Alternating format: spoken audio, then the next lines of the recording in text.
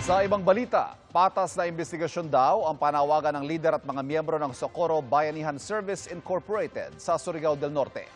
Nakatutok si Marisol Abduraman.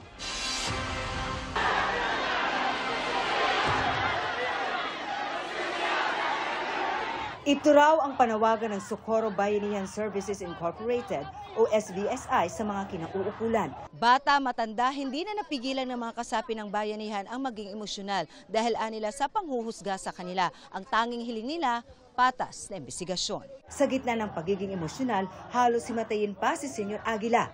Kanina, nagpunta sa Sitio Kapihan ang Provincial Director ng Surigao del Norte Police para iabot ang invitation ng Senado sa gagawing pagdinig sa Huwebes. Para ma-assure ko rin ma'am na ma-inform sila, talaga na-inform sila and yung commitment nila na pupunta po doon sa hearing po. Panawagan ni Sr. Aguila sa mga mambabatas.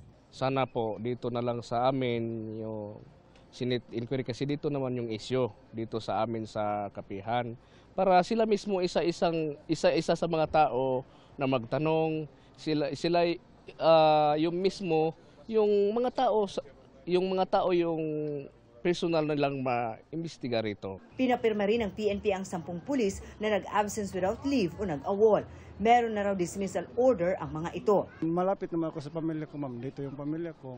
Tapos parang hirap talaga yung bumalik doon. Yung sa baba, ma'am, dati po akong investigator. Alam ko kung ano ang paggawaan ng droga, alam ko kung ano ang droga nakakasira ng pamilya.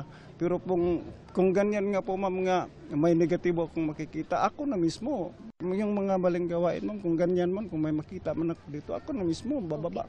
Masaya kahit walang pera. Sinusubukan namin kunan ng pahayag si Senadora Risa Hontiveros na nagsiwalat ng gawain ng SBSI pero wala pa siyang tugon. Nagsauli na raw ng kanilang mga service firearm at kumpleto naman daw ito ayon sa PNP. Nakipagpulong naman kagabi ang mga leader ng SBSI kay Socorro Mayor Riza Timkang para raw makipag-ayos na. Let the LGU make some demands and we will see to it nga.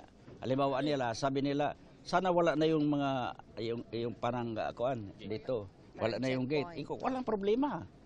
Kaya pag-usapan natin. Sa yung mga kaso namin, i-atras din namin.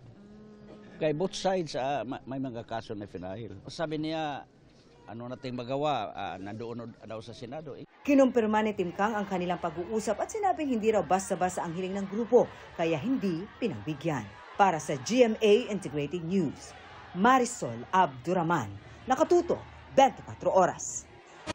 Mga kapuso, patuloy na tumutok sa mga balita. Mag-subscribe sa GMA Integrated News sa YouTube. Sa mga kapuso abroad, samahan nyo kami sa GMA Pinoy TV at sa www.gmanews.tv.